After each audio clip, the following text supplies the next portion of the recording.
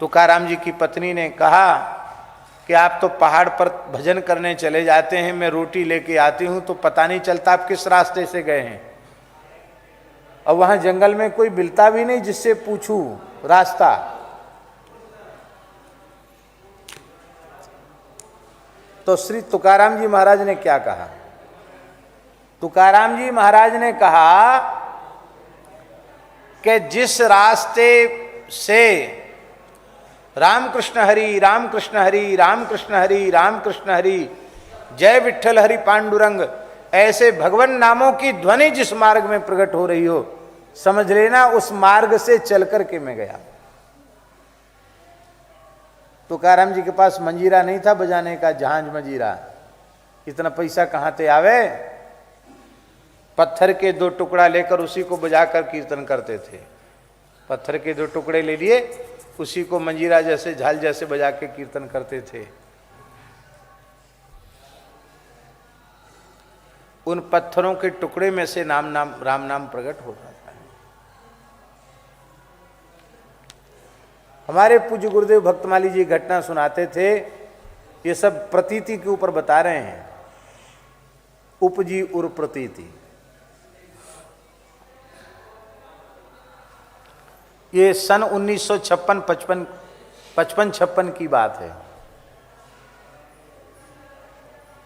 महाराज जी सन 1955 या 56 में गंगा सागर महातीर्थ में कपिल भगवान की सेवा में थे, पुजारी थे वहां। तो अब आप विचार करिए कि आज भी गंगा सागर में बहुत सुविधाएं नहीं हैं, और 1955-56 में क्या सुविधा हो? कुछ नहीं था उस समय, बड़ी कठिनाई से वहां तक पहुंचते थे, और समुद्री जलवायु इधर के लोगों के अनुकूल नहीं पड़ता।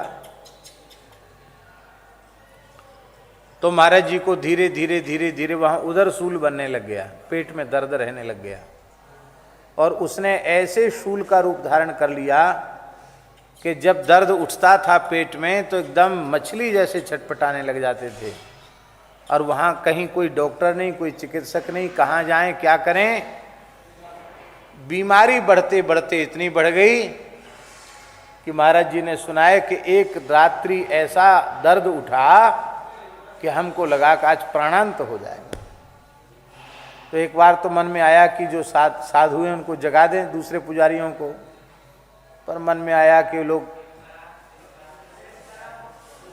प्रेम से सो रहे हैं और रात्रि को जो पुजारी है ना उनको रात्रि को 2 बजे जगना पड़ता है। ऐसी पूजा है वहाँ कपिल भगवान की। हनुमानगढ़ी की जो पूजा की पद्धति वही वहाँ की पद्धति, 2 बजे रात को जगना पड़ेगा। तो रात्रि को 10-11 बजे सोना और 2 बजे रात को जगना।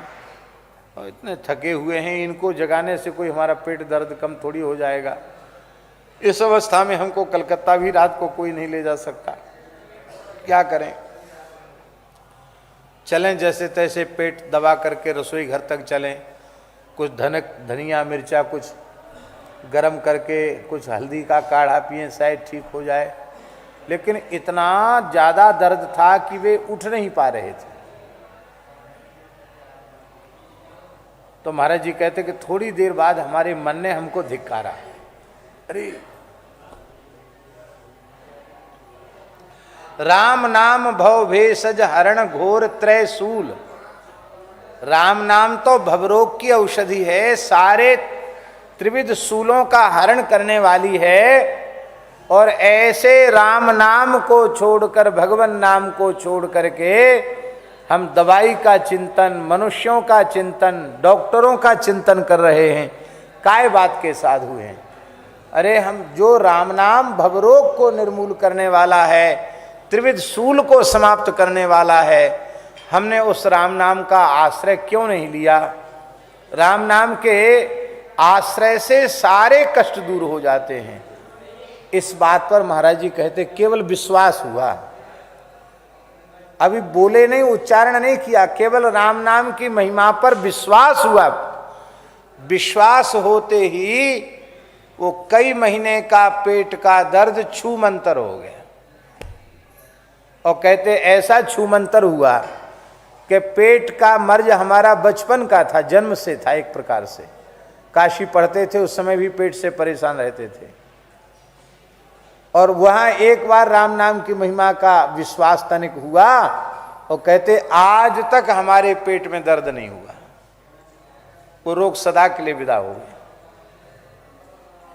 ये किसकी महिमा है?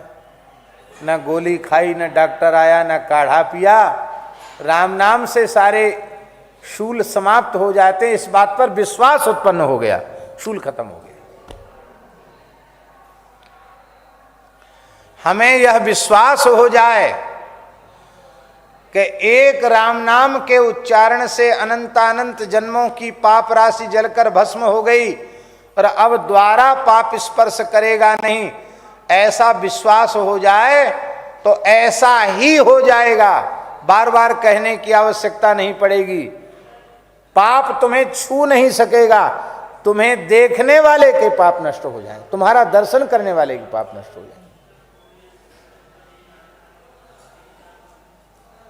नाम महिमा महाराज जी ऐसी ही है, पर उस एक नाम की महिमा, उस पर विश्वास जगाने के लिए जीवन भर राम नाम जपना है।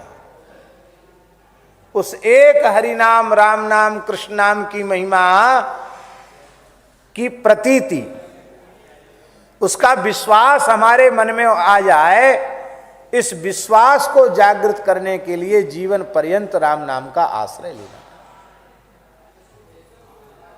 विश्वास की बहुत बड़ी महिमा है। आप जैसा विश्वास कर लें, जैसी श्रद्धा कर लें, वैसा तत्काल हो जाएगा। उसमें आपको अलग से कुछ साधन की भी आवश्यकता पड़ेगी नहीं। बोलो भक्तवत्सल भगवान की जय। जय श्री राधे।